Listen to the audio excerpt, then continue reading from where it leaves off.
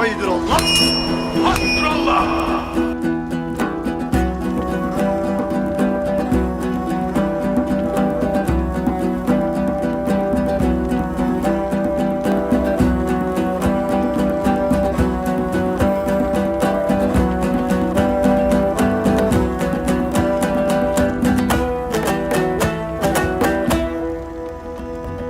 Girdiğinde 20 yaşına, muştu geldi kutlu düşüne. Cümle zalimlerin başına, saklı bir dert gibi Osman Bey. Harcı elde bağlanır harcı, kahrolsun kafirlerin burcu. Ertuğrul Gazi'nin övücü, farklı bir yiğittir Osman Bey. Hey, baş eğdirdi nice soylara.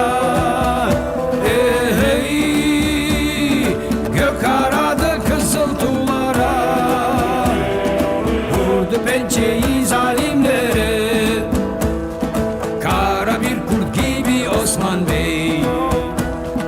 Vurdu pençeyi zalimlere, kara bir kurt gibi Osman Bey. Hey, hey, hey.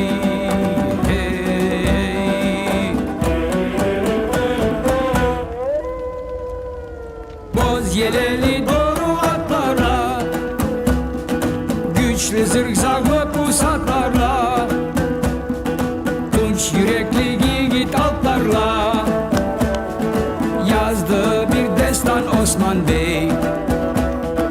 Mazlumlar inlerken kahrından, topraklar sarsıldı çağrından.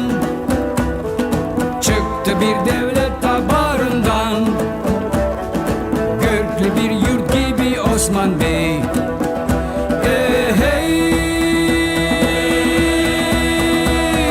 baş eğdirdi nice soylara. Gök aradı kızıl tuğlara, vurdu pençeyi zalimlere, kara bir kurt gibi Osman Bey. Vurdu pençeyi zalimlere, kara bir kurt gibi Osman Bey.